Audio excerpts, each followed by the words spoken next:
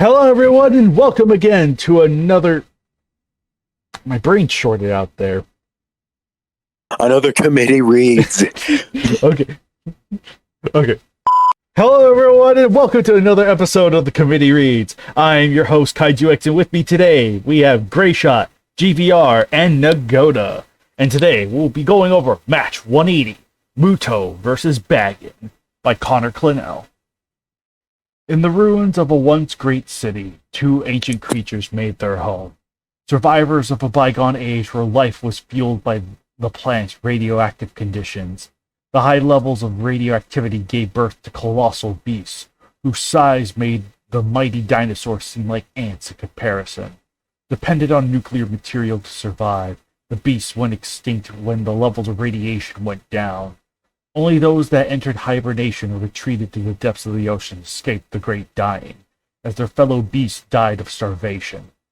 But with their extinction came the opportunity for new life to begin, life that would evolve into beings that ruled the modern world. But as humanity looked into using nuclear power to power the great cities, they created the perfect conditions for the sleeping giants of the past to awaken and retake their old world. Could have used some commas. Yeah, I definitely could have used some commas right there. An accident with a nuclear submarine had awoken these two creatures, and now they sought to repopulate their race in the ruins of mankind. A rumbling sound escaped the MUTO's throat as she hunched over a pit she had dug. With every clench of her abdominal muscles, her egg sac loosened more and more from her belly. The process was excruciating, but would be worth it. With a final push, the sack detached and dropped into the pit. A breath of relief escaped from the female's mouth. The worst was over. She maneuvered herself lower to the ground to deposit the item in her tiny arms, a nuclear reactor, acquired from the submarine that had awoken them. This would be the source of nourishment for the eggs and newborn young. The female MUTO peered into her nest, crooning? I guess it's a real thing. Crooning softly at her. Yeah, crooning. That's a word. Okay. Softly at her unborn brood. It's like a call. Yeah, or something like that, yeah.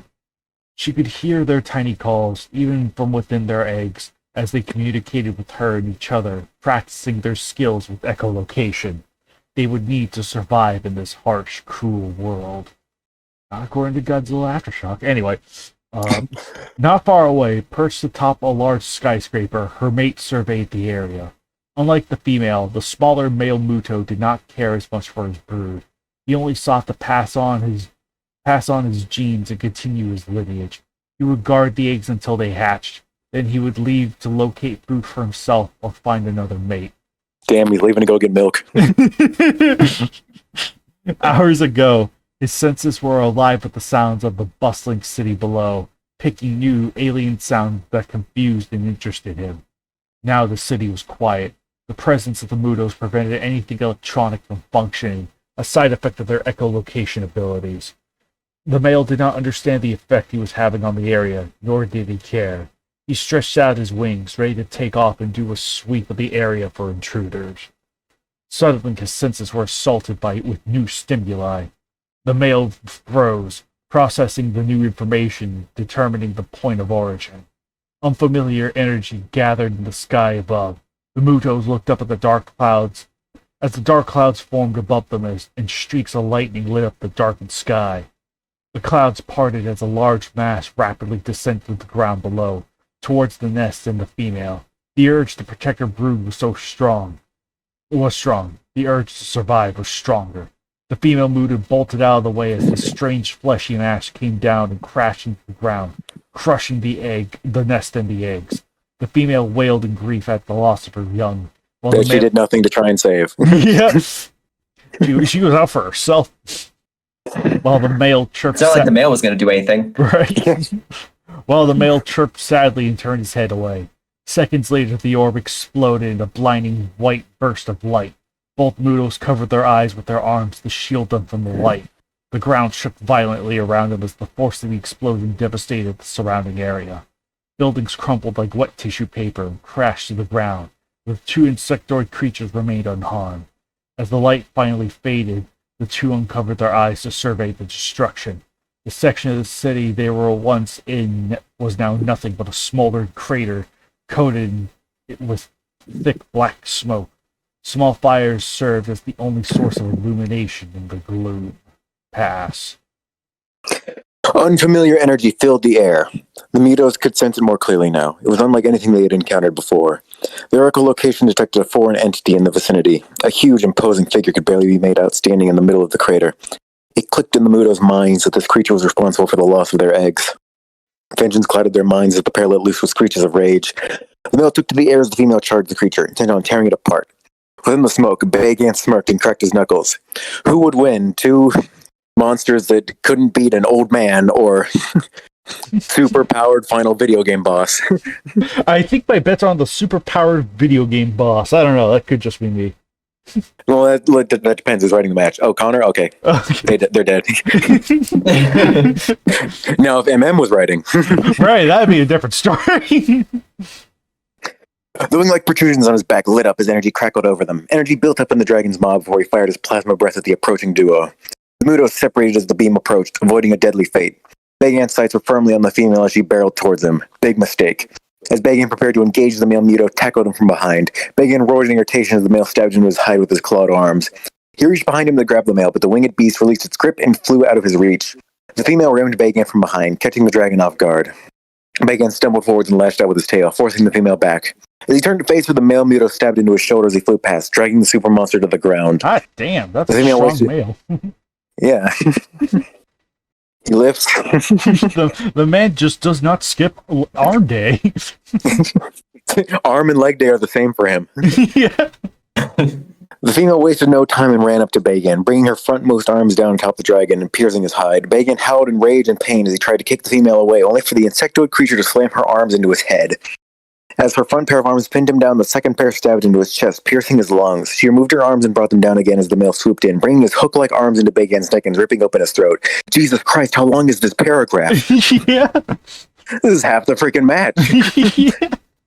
The two clawed and stomped on Bagan, but the super monster merely chuckled at their efforts. His throat stitched itself together within seconds, allowing him to fire his plasma breath at the female, sending her flying across the battlefield. The female MUTO shrieked in agony as she crashed to the ground and one of her arms snapped like a twig. She flailed her remaining limbs wildly as she tried to get to her feet. Bagan reached out and swatted the male MUTO away as he got up. The male agilely twisted his body in the air to remain airborne and swooped around to assault Bagan again. The super monster fired his plasma breath again, but the male dodged it with ease and ascended rapidly, then came down, stabbing his arms into Bagan's eyes. The dragon roared in pain as his world went black, but with only the calls of the MUTO to guide him. He lashed out, swiping out at the air, but missing the male completely. He removed his arms from Bagan's eyes and moved behind him, latching onto his back and stabbing him repeatedly. Bagan growled in annoyance as his eyes regenerated, and the male MUTO clamped his jaws around his shoulder. No, the male MUTO clamped his eyes around his shoulder. I was about to say, annoyance as his jaws regenerated, the male MUTO clamped his eyes around his shoulder. Pass to Grayshot, who has much shorter paragraphs. I don't know what you're talking about. I think that's a little bit of bias. His horns lit up as energy danced over them. The male MUTO paid no attention to the phenomenon until he sensed energy collecting above him. Bagan's diamond storm came down atop the male before the creature even had a chance to react. MUTO cried out as dozens of star-shaped energy projectiles rained down upon him, piercing his wings and shattering his hardened skin. Fear and pain filled the male's mind as he tried to escape the assault, but Bagan denied his retreat by grabbing his leg and slamming him to the ground. The male MUTO weakly called out to his mate, begging for assistance. Bagan's hands closed around his neck. The female shakily rose to her feet, struggling to support herself evenly on 5 limbs. She heard the male's cries become more and more distressed, motivating her to get up faster. The male's calls stopped. Yeah, I don't know what you're talking about. These paragraphs are really short. The female froze, confused and afraid. She looked over at the male, unmoving in Bagan's grasp. She called out weakly to him, hoping to get a response, but he had gone for milk. Bagan released his grip. Took me a second to get it. I was zoned out. Bagan released his grip, allowing the male MUTO's headless corpse to fall to the ground. Bagan shook his hands, dislodging chunks of bone and gray matter, and snorted with a boredom as he kicked the corpse aside. The female's eyes and arms pulsed with red light as her anger grew. Her brood and mate were now dead at the claws of the abomination before her. Nothing else mattered except the dragon's death. The female shrieked in rage at Bagan, announcing his demise. Bagan roared back, daring her to try her luck. Pass. Nagoda said he has left, so you're going to need to. So someone's going to need to do these last three. Oh, I can do them. Okay. Okay, yeah. I was going to suggest you anyway.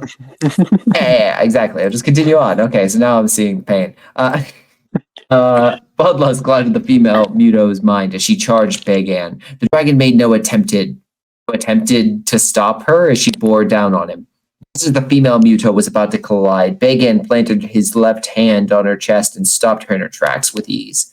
The female MUTO swung her arms at Bagan, but the super monster's attack was faster. Energy coursed through his arm as he swung it and sliced the female MUTO's left arm clean off. Bagan shoved the screaming parasite back and delivered a powerful tail swing to her right side. All the limbs on the side crumpled under the force of the tail, and the female MUTO slumped to the ground, unable to support herself. Lost in a world of agony, she barely registered Bagan, reaching down to grab her severed arm. With great speed and force, Bagan thrust the appendage into the female MUTO's gut like a spear, the leg going all the way through the female and erupting out her back. MUTO went into shock, unable to process what had just happened. Bagan rammed her head into her chest and impaled her on his snout horn. All the female MUTO could do was moan as Bagan hoisted her above his head and summoned his diamond storm again. No one didn't even scream as the star-like projectiles rained down upon her. She no longer had the strength or the will. All she could do now was wait for the end. One of the diamonds landed on her neck, decapitating the parasite in an explosion of gore. Bagan grabbed the female MUTO's corpse and tossed it aside before incinerating it with his plasma breath. Such pathetic creatures were foolish to test his power. Although he'd taken great satisfaction in tearing them apart, they had not been his target. In his pursuit for Godzilla, Bagan had mistaken the radiation the MUTOs emitted for the Monster King himself. Super Monster's revenge was yet to be fulfilled. He just had to keep searching. Bagan left the crater behind, marching towards another city to try and lure out Godzilla or any other of Earth's defenders. Feeling that he would at least take joy in crushing mankind beneath his heel. Winner, Bagan. Hooray. Oh, first thing I want to get to immediately is that freaking banner. That thing is freaking. Did stinking Jackson Morris. Yeah, I know Jackson Morris made it. I'm just trying to think of art joke. Insert art joke. I have no Michelangelo. Beautiful. Michelangelo came back from the dead, or Da Vinci even. One of those two artists came back from the dead and brought us this masterpiece. And it's like, I was gonna say, if you didn't say Da Vinci, I was gonna say a Ninja Turtle made this. But yeah, freaking, oh my goodness, this banner is just freaking excellent. Oh my goodness, just, I don't even know where he got that female MUTO model from. You could convince me he just made it himself and I believe you. Oh my goodness, this was just way too fantastic. Far better. Like, the match itself is still a solid effort. Like, it's nice and detailed. The paragraphs are a little long. They are maybe just a little excessive here or there. But they are, like, nice, meaty paragraphs, and they are kind of straightforward. Oh, man, I was like, I knew that like, you know, the MUTOs get trashed by Bagan, but it was also kind of like, it feels like the MUTOs themselves are also jacked on steroids with how they're able to push and puncture Bagan's body. Yeah. So I was like, okay, I guess they stood a slightly better chance than what I remembered. But the end result's still the same. No. So, I mean, I'll be honest, I forgot how much of a one-sided brawl this was. I mean, yeah, you could assume it was one-sided, but damn. It is. They stood no chance. I was like, I think they stand a little bit, but no, it is a stomp. I thought they stood a slight chance for a second, and then no. Bagan proved why. He's the super I know, right? monster. What a great debut for these two. I know. Yeah, I mean, their introduction was still solid enough, though. It was sort of like, you know, focused on, it's just simple setup. It's like the MUTOs are minding their own business until someone else decides to ruin the party. And then just so happens that party ruiner was friggin' Bagan, who just yeah, no, just goes to town. But all things considered, it's still fun. Again, it's still my personal suspension of disbelief kind of ends with the fact of how much damage the Moodles got in on Bagan. I'm like, what? I will say though, I do kind of like that one thing Bagan does where he takes the Moodle's severed leg and rams it through. That's kind of cool. That's actually kind of sick. I dig that. But yeah, no, it's like, yeah, this match itself, for as one-sided as it is still a solid effort from Connor Clinell. And the banner is just freaking top-tier gorgeous. That thing deserves to be in a museum. Oh my goodness. I still cannot get over looking at this right now. Oh, freaking killer. Oh my goodness. But yeah, no, beyond that, though, this is, yeah, no, this definitely a fun, straightforward match and done really well, I'd say. For as one-sided as it is. But yeah, GDR. What, oh my goodness, really big man has made his presence here. Yeah, he's muted because he's probably like the middle of night for him. Middle of night for him, yeah. But he's typing up stuff. All right. Well, Connor does that. All right, GVR, just, type out your thoughts. Or say your thoughts. Okay. First off, banner. Excellent. Jackson Morris knocks it out of the park as always. Secondly, yeah, the match is pretty good. I do feel like the paragraph should have been split up more. Because it's just like, I always try to make sure like, it's always good for paragraphs to be like much shorter than this. Yeah. But other than that, no, very solid all around. Good action. Both, every kaiju was used well. Yeah. Connor says, people in 2016, wow, a MUTO match. Cannot wait to see how they win this one. Me, no. Because, yeah, no. This isn't an issue with the match itself, but, like, I don't know how I feel about this being the MUTO's debut. Because, obviously, like, a monster can lose their debut, and that's not an issue, but I think them just getting, like, crushed in their debut is a bit different. Like just getting stomped. It is a bit funny. It is, like, a little bit of Yeah, it is funny. It's a nice little subversion, too, because you usually expect, like, I think the monsters are still depicted well, which is the important part. Because it's like, it'd be one thing if it was, like, making fun of them and sort of stomping them to the ground that way, but it's like, no, this is a dignified stomping them into the ground. It's like, the MUTOs are still characterized, like, well enough to where it's still like, okay, this is the MUTOs. It's still a solid first entry on that front. But the twist to this compared to most, where it's like usually them coming out up top or dying with a lot more personal dignity, is the fact that it's like they don't, like, again, they die dignified compared in a writing sense, but in universe sense, it's still kind of like a complete stomp, which is it's a fun little twist to do once in a while with debuts. It's like, oh yeah, no, they're here. Just be careful who you set them up against. Oh man, but yeah, freaking beyond that though, yeah, no, I still like, yeah, I think I still enjoy this match well enough personally. Yeah, no, I think I'd still like really enjoy it. As far as one-sided stomps goes, I think this is one of the better ones. So even if the MUTOs did miraculously take steroids before the fight began, but whatever. And it still wasn't enough. It still wasn't enough, yeah. Okay, but it was never going to be enough. But yeah, no, oh shoot, was it GVR's turn? I think I just took over on GVR's turn. Well, yeah, it was pretty much done. I didn't really have too much to say. Okay. Gray Shot, what'd you think of it? I thought this one was good. I did not remember it being this much of a stomp, but wow.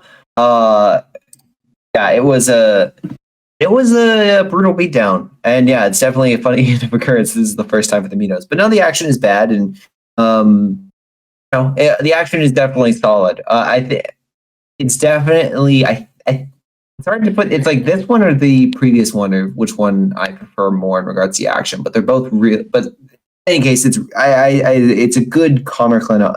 Connor did a good job with this one. I think the only thing that I wish, the only thing that makes this match slightly worse is how amazing the banner is. By like, it's not to any detriment to Connor, but like the banner is so good. I don't know how Jackson did this banner. And I'm the one who asked him to make it.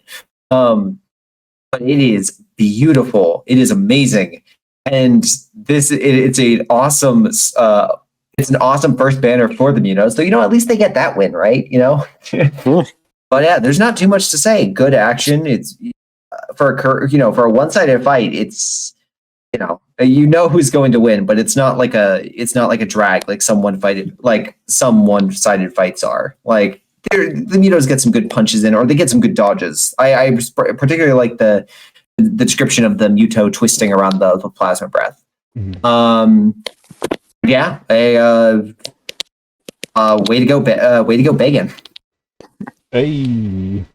And What are your thoughts, Nagoda? This is a short and a quick beatdown on the MUTOs for their debut. Bagan is depicted how he usually is, like the big powerhouse that beats up everyone. And the MUTOs had a good try, but they failed in the end.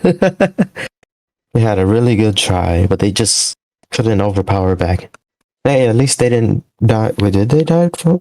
I don't remember if any of them got beamed down the throat.